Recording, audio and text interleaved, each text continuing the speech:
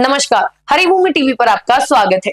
हरियाणा सरकार ने 1.20 लाख अस्थायी कर्मचारियों की जॉब सिक्योरिटी के लिए नए नियम बनाने का निर्णय लिया है। इसके लिए सरकार ने सीनियर आईएएस अधिकारियों की एक कमेटी का गठन किया था।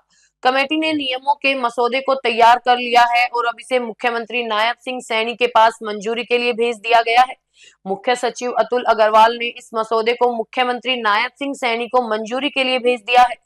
मंजूरी मिलने के बाद इन नियमों के तहत अस्थायी कर्मचारियों को आउटसोर्सिंग पॉलिसी के आधार पर जॉब सिक्योरिटी प्रदान की जाएगी। हालांकि ऐसा भी कहा जा रहा है कि सरकार ने जो एक्ट नोटिफाई किया है उसमें आउटसोर्सिंग पॉलिसी पार्ट 1 का ही कहीं भी जिक्र नहीं किया गया है। इसलिए कई विभागों के अधिकारियों ने आउटसोर्सिंग पॉलिसी पार्ट 1 के तहत काम कर रहे कर्मचारियों को जॉब सिक्योरिटी नहीं दी है। ये कर्मचारी हरियाणा कौशल रोजगार निगम में पोर्ट नहीं हुए हैं और वो विभागों, बोर्डों और निगमों में ही कार्यरत है।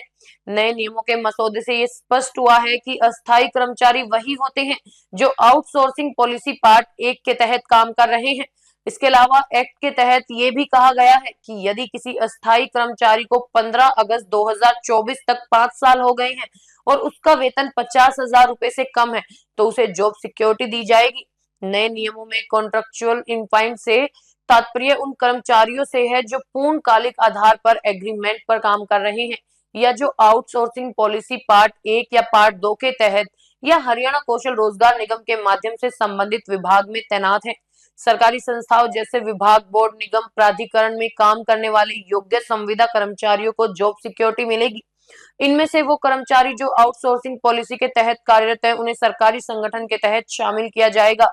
अगर किसी कर्मचारी ने किसी विभाग में 3 साल काम किया है तो उसे 240 दिन की सैलरी मिली है, लेकिन चौथे साल वो किसी वजह से ब्रेक लेता है तो उसे 240 दिन का वेतन नहीं मिलता है, तो भी उसे जॉब सिक्योरिटी मिलेगी।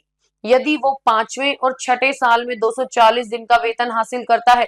इसी तरह अगर किसी कर्मचारी ने किसी विभाग में चपरासी के तौर पर 3 साल काम किया है और 240 दिन का वेतन प्राप्त किया है, लेकिन बाद में वो हट गया और फिर छठे और 7वें साल में उसने 240 दिन का वेतन प्राप्त किया, तो भी उसे जॉब सिक्योरिटी मिलेगी। मुख्यमंत्री नायब सिंह सैनी ने पहले भी कई बार कहा है कि आउटसोर्सिंग पॉलिसी पार्ट 1 और 2 के तहत कार्यरत कर्मचारियों को हर संभव सहायता दी जाएगी। उनके अनुसार हरियाणा कौशल रोजगार निगम में लगे कर्मचारियों को भी जॉब सिक्योरिटी मिलेगी, बशर्ते वो नियमों के तहत आते हों।